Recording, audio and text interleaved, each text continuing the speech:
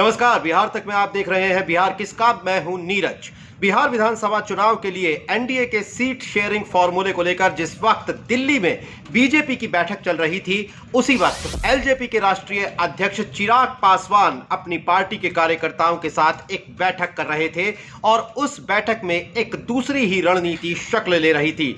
सूत्रों के मुताबिक बैठक में चिराग पासवान के तीखे तेवर बरकरार रहे, वो तीखे तेवर जो वो नीतीश कुमार के खिलाफ पिछले कुछ हफ्तों से लगातार दिखा रहे हैं और ये अंदेशा उन्होंने बना रखा है कि उनकी पार्टी एनडीए से बाहर जाकर भी चुनाव लड़ सकती है।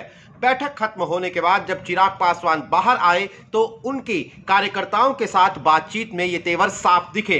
चिराग पासवान ने कहा कि उन्होंने अपने पिता रामविलास पासवान का हवाला देते हुए कहा कि किसी भी कार्यकर्ता के लिए सबसे ऊपर राष्ट्र हित है, फिर पार्टी का हित है और फिर व्यक्तिगत हित है। उन्होंने कार्यकर्ताओं से इस बात की गारंटी ली कि वो हर परिस्थिति के लिए तैयार रहें, यानी एलजेपी को एनडीए में रहकर लड़ना है, बाहर जाना है, इन तमाम चीजों के लिए कार्यकर्ता तैयार रहें। साथ ही चिराग पासवान ने यह भी कहा कि अगर कोई उन्हें छोटा समझने की भूल कर रहा है तो वो इस मुगालते में ना रहे।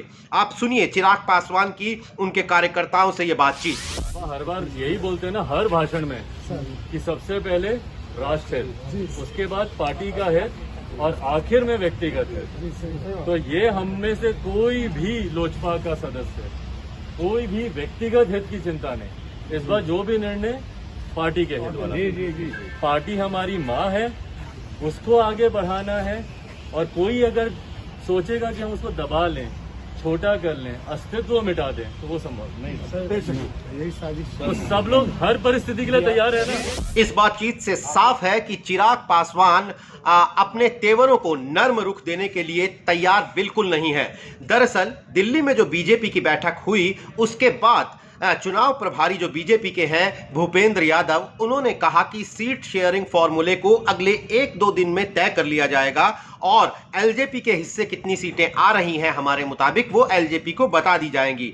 लेकिन चिराग पासवान के तेवर कुछ और ही कह रहे हैं। उनकी इस क्लिप को देखकर कोई भी ये कह सकता है कि चिराग है कि मानता नहीं।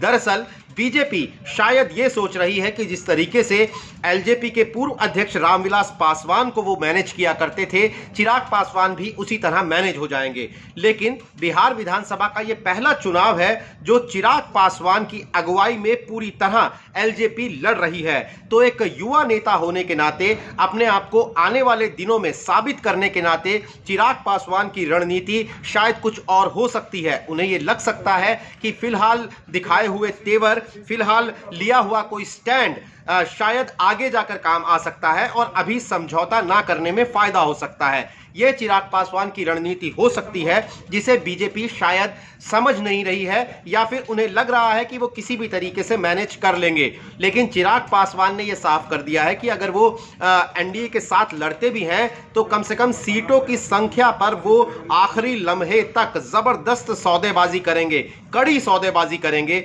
ये उन्होंने साफ कर दिया है। तो अब चूंकि बहुत जल्द चुनाव पहले दौर की जो वोटिंग होनी है उसकी नामांकन प्रक्रिया शुरू होने वाली है, तो जल्द ही बीजेपी को भी फैसला करना होगा और एलजेपी को भी फैसला करना होगा कि आखिर ये दोस्ती हम नहीं तोड़ेंगे का वो गाना गाएंगे या फिर दोस्ती को तोड़ देंगे। तो आने वाले कुछ घंटे बहुत दिलचस्प होंगे इस नजरिए से कि बिहार विधानसभा चुनाव के लिए एनडीए गठबंधन की जो शक्ल सूरत है वो क्या होने वाली है। एलजेपी एनडीए के अंदर रहकर चुनाव लड़ेगी या फिर एनडीए के बाहर रहकर चुनाव लड़ेगी या फिर किसी तीसरे मोर्चे से ही हाथ मिला लेगी और सारे समीकरणों को उलट पुलट कर देगी। आप देखते रहिए बिहार तक और बिहार किसका में आपको ये सारी जानकारी आने वाले लम्हों की, आने वाले पलों की हम देते रहेंगे सबसे पहले।